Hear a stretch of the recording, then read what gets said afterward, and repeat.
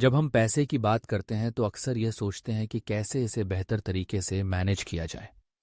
आज हम एक बहुत ही सरल और प्रभावी विधि के बारे में बात करेंगे, जिसे कहते हैं 50-30-20 नियम। यह नियम आपको आपके मासिक आय को 3 मुख्य श्रेणियों में बांटने में मदद करता है। तो चलिए इसे समझते हैं। सबसे पहले 50% का हिस्सा, यह आपके आवश्यक खर्चों के लिए है। ये वे चीजें हैं जिनके बिना आप नहीं रह सकते, जैसे कि आपका घर, चाहे वह किराए पर हो या होम लोन की ईएमआई, यह सबसे जरूरी है। फिर आती हैं यूटिलिटीज, जैसे बिजली, पानी, गैस और इंटरनेट। ये सभी चीजें हमारी रोजमर्रा की जिंदगी का हिस्सा हैं। इसके बाद हमें अपने खाने पीने पर ध्यान देना है। ग्रॉसरी और बुनियादी खाद्य सामग्री पर खर्च करना भी आवश्यक है। और फिर परिवहन, चाहे आप गाड़ी चला रहे हों या पब्लिक ट्रांसपोर्ट का इस्तेमाल कर रहे हों, यह भी जरूरी है। अंत में बीमा प्रीमियम, जैसे स्वास्थ्य बीमा या कार बीमा, ये भी आपकी जरूरतों में शामिल है। अब जब आप इन सभी आवश्यकताओं को जोड़ते हैं तो यह निश्चित रूप से आपके मासिक आय का 50% बनाता है। लेकिन क्या आप जानते हैं कि इस नियम का दूसरा हिस्सा कितना मजेदार है? यह है 30%, आपकी इच्छाएं।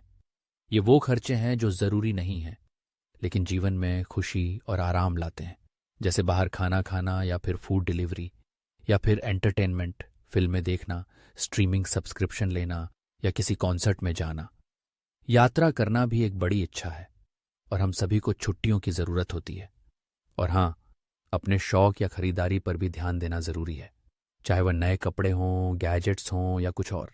तो जब आप इन इच्छाओं पर 30% खर्च करते हैं तो यह आपके जीवन को थोड़ा सा रंगीन बना देता है। लेकिन ध्यान रखें, यह सब कुछ आपकी ज़रूरतों के बाद ही होना चाहिए। अब बात करते हैं तीसरे हिस्से की, 20%, जो आपके बचत और निवेश के लिए है। यह हिस्सा आपके वित्तीय भविष्य को सुरक्षित करने में मदद करता है।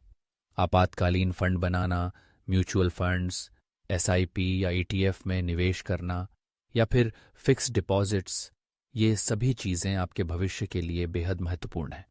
और अगर आपके पास उच्च ब्याज वाले कर्ज हैं तो उन्हें चुकाने पर भी ध्यान दें। अब आप सोच रहे होंगे कि इस नियम को कैसे लागू करें।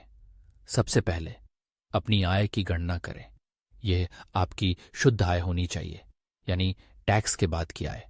फिर अपने बजट को इस तरह से आवंटित करें: 50% ज़रूरतों के लिए, 30% इच्छाओं के लिए और 20% बचत और निवेश के लिए। लेकिन यह सब कुछ नहीं है। आपको नियमित रूप से अपने खर्चों पर नजर रखनी होगी।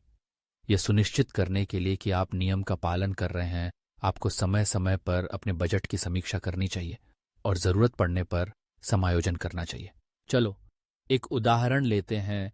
मान लीजिए कि आपकी मासिक आय Rs60,000 है, तो आपकी ज़रूरतों के लिए Rs30,000, इच्छाओं के लिए Rs18,000 और बचत निवेश के लिए Rs12,000 होना चाहिए। यह कितना आसान है ना? इस नियम के कई लाभ हैं। यह सरल और लचीला है, जिससे इसे विभिन्न आय स्तरों पर लागू किया जा सकता है।